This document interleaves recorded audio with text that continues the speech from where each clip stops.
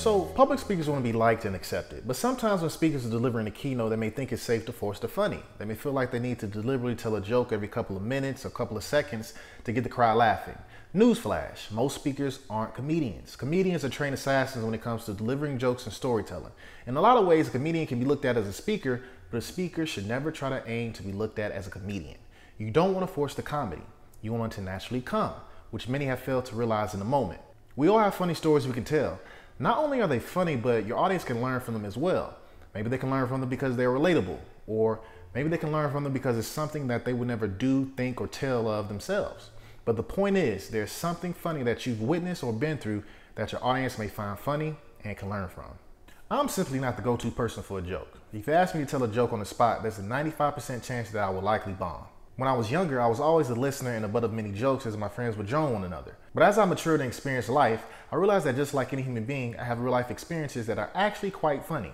When I talk to one of my personal friends from college, he's always telling me about something funny that's happened to him.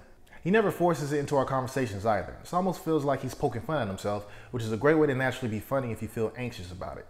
It could be a time that you tripped and fell in front of your crush, or the time you pronounced something loud and wrong. Whatever it may be, it's also equally important that you incorporate a lesson behind it. It's always great when you can get your audience laughing and learning at the same time.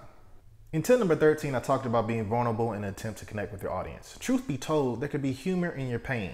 When we reflect on a bad time in our life, we naturally may feel like being sad or frustrated. We may even avoid reflecting at all. But why? Especially when you made it past the point and now you're in a position to ultimately talk about it. Kevin Hart in his 2011 stand-up special called Laughing My Pain comes to mind. He talked about some funny things as well as some real issues that he experienced in his upbringing and career. Throughout the nearly hour-and-a-half special, it felt like he was poking fun at it all.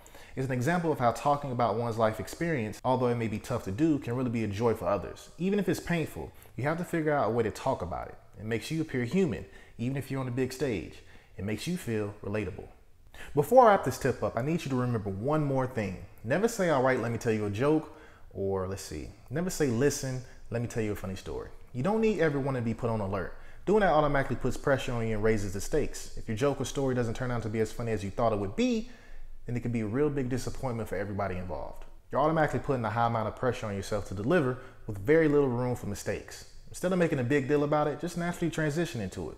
Make it as smooth as possible by letting your audience decide if it's funny or not. That way, if it does bomb, you can move on like nothing happened, totally unaffected. You can call it humor, you can call it comedy, you can call it incorporating jokes. But whatever you choose, always remember that it's just a tool to help you get your message across. You aren't throwing out random one-liners. Your content and comedy must be in sync. They must complement one another, because if they don't, then you're in the wrong profession. If you found this tip useful, please like it and share it. Comment on it as well and let me know what you think. Until next Monday, my name is Julian Leonard and this tip was brought to you by the J. Leonard Group.